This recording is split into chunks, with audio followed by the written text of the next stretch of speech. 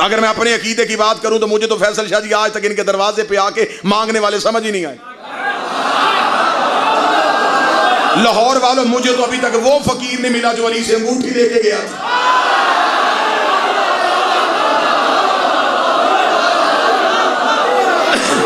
मैं तो अभी तक उस फकीर को ढूंढ रहा हूं। इतना आला फकीर जिसकी आवाज अली ने नमाज में सुन ली।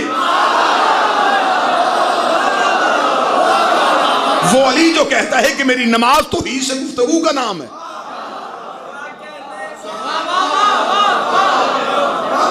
इतनी अच्छी आपने दाद दी है तो जुमला आपका हक बनता है। अली ने ये जो अंगूठी दी थी ये सदके में दी थी, ज़कात में दी थी। कुरान कह रहा है ज़कात दी है अली। ज़कात मर्जी से नहीं दी जाती। मौला हुसैन इज्जत फरमाए, ज़कात में क्या मर्जी चलती। गिलानी साहब कोई मुझे कहे ज़कात दे, मैं को चलिए अंगूठी ले ला, ज़कात हो गई? नहीं, ज़कात का तो पूरा चैप्टर है, निसाब है। ज़कात पूरी निसाब के मुताबिक दी जाती। इतनी भेड़ें हैं तो उस पर इतनी, इतने ऊंट है तो उस पर इतनी, इतनी अजनास है तो उस पर इतनी, इतना सोना है तो उस पर इतनी, जेवरात पे इतनी, नकदी पे इतनी। ज़कात तो न मर्जी से घटाई जाती है। ज़कात हिसाब करके दी जाती है। नौजवान बैठे हैं, आपकी जो इनकम है उसका 2.5% जो है वो आपकी ज़कात है। वो तो आपको कैलकुलेट करनी पड़ती है कि मेरी इनकम इतनी है, उसमें इतनी बनी। एक अंदाजे के मुताबिक एक मिसाल दे रहा हूं, ज़कात बनी 2500 रुपया, अब 2600 भी नहीं दे सकते। फजर की नमाज की वाजिब रकअतें कितनी? इश्क में आके तीसरी पढ़ो।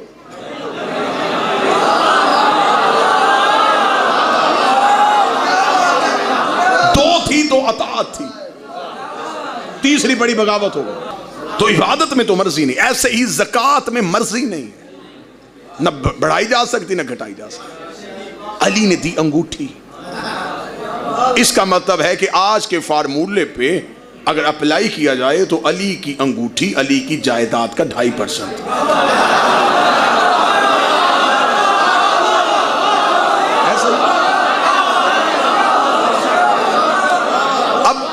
कागज पे तो हिसाब होता ही नहीं, अब तो कैलकुलेटर है, बिलियन ट्रिलियन पे चले गए।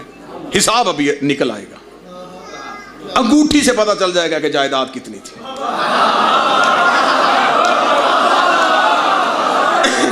देखते हैं वो जिसके घर न आटा था न दाना था, उसके जानशीन की जायदाद कितनी है,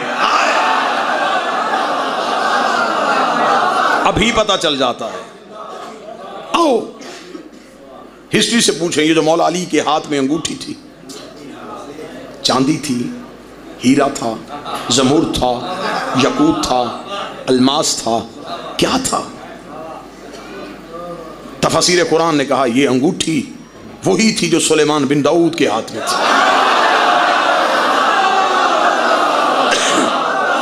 ये अंगुश्तरी सुलेमान थी जो वारिस अंबिया के हाथ में थी। तारीख ने मुझे इशारा किया, मैं फौरन कुरान की कचहरी में, मैंने कहा अली के खामोश जाकर तू बता सकता है कि सुलेमान की अंगूठी की कीमत कितनी थी? कुरान ने कहा कि इतनी कीमती थी। सुलेमान अंगूठी पहनता था, हुकूमत शुरू हो जाती थी, अंगूठी उतारता था, हुकूमत खत्म हो जाती थी। सुलेमान की पूरी हुकूमत अल्लाह ने उस अंगूठी में बंद की हुई थी। मैंने कुरान से कहा तू मुझे बता, सुलेमान शहर का नबी था, मौजे का नबी था, कबीले का नबी था, जिले का नबी था, मुल्क का नबी था। तो कुरान ने बताया कि सुलेमान बिन दाऊद इतना बड़ा नबी था, ये जिन्नात को चलने का हुक्म देता था, हवा इसके ताबे थी, ये परिंदों की बोलियां समझता था, कायनात की तमाम मखलूक इसके पीछे पीछे चलती थी, इसका तख्त हवाओं में उड़ता था, फरिश्ते इसके साथ सफर करते थे, जिन्नात इसके हुक्म में चलते थे। इतना बड़ा नबी था और ये सारी की सारी हुकूमत उसकी अंगूठी में बंद थी। यही अंगूठी अली के हाथ में आ गई, अली ने ज़कात में ले ली। और सुलेमान की हुकूमत जिसकी जायदाद का 2.5% हो, उसकी अपनी जायदाद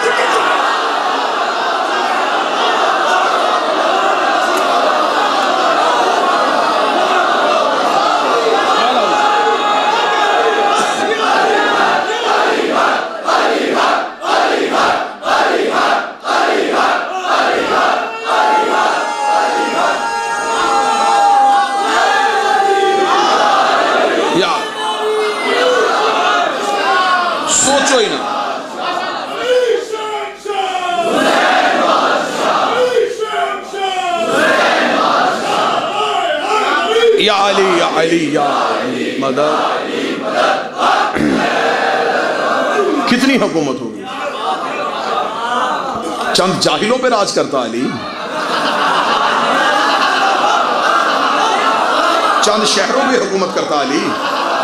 हमने अली से हुकूमत छीन ली। तुझे क्या पता कि अली कितना बड़ा हाकिम है। चलें अगले सत्र में पढ़ देते हैं कि कितनी बड़ी हुकूमत, कितनी बड़ी मलकियत। 18,000 आलमीन है, 18,000 आलमीन है। दुनिया की हैसियत उसमें कितनी है? जितनी जमीन पे एक सुई के साथ निशान लगाओ ना, 18,000 आलमीन। जाके किताबें पढ़िएगा, आज की साइंस की जो जदीद इस्तिलाहें आई हैं वो भी पढ़िएगा